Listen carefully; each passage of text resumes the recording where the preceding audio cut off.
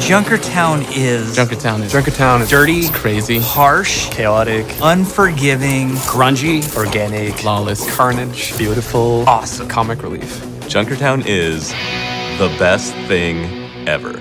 3 words.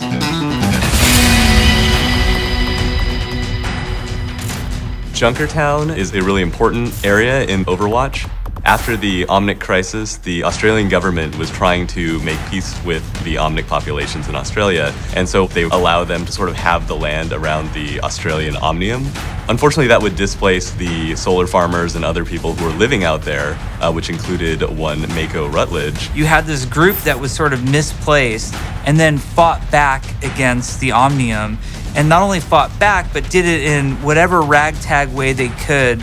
That ultimately resulted in the detonation of the omnium. And what they've done is they've built on top of the wreckage, and what we're seeing now is that town.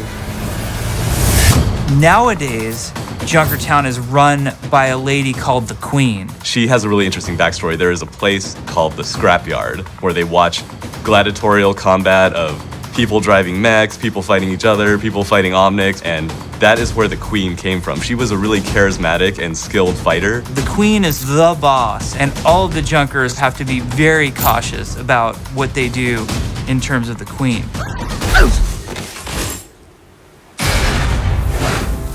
Why did Junkrat and Roadhog go on that worldwide heist spree? There's 2 things that solve every problem: money and explosives. They wanted to try and buy their way into the Queen's good graces. You can see a lot of that as we escort the payload, which has all the treasures that they've collected across their journeys, and also has a little special surprise for the people who kicked them out of Junkertown. Once we saw Junkertown and we knew Junkrat and Roadhog as characters, we knew that we had to relay that in the sounds. So you'll find a lot of dirty, grungy things that sound loose and broken. We used a lot of levers and pulleys and chains and just old things that are rusty that you'd get tetanus from. We went up to this really old ghost town, and it was so silent there that we were able to get all these little intricate sounds, like even flies landing on the microphone you're able to hear. There's this really cool hand crank that we pitched down a little bit, and then some chain pulleys that go with it.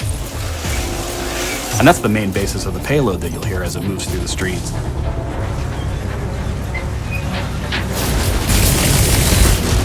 So in Junkertown, it's obviously a escort map, and there are some interesting new wrinkles to the formula that we throw on this map. We start in the outskirts of Junkertown at Roadhog's farm. There's a lot of sheet metal and things plastered on the walls to make it feel livable. I feel like the abandoned farm is kind of a nice grounded area of the map, and as you move through this level, you slowly get into this kind of more sci-fi high fantasy parts of the level. The next section I think is my favorite section, which is Junkertown proper. You get to see what life is like in Junkertown. They've got their shops and they've got their tattoos and they've got their car mechanic shops. You've got your wacky bar that's actually in a sewer pipe, which just makes you ask a lot of questions. And then finally we get to the scrapyard where the great battles happen.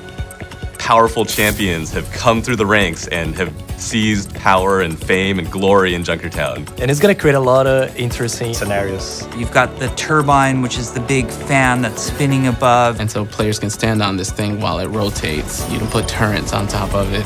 But you've also got to pass through that sort of shortcuts, either from the attackers straight to the final point, or from the defenders to the earlier choke in the space. And we feel like this is going to add a really interesting gameplay dynamic.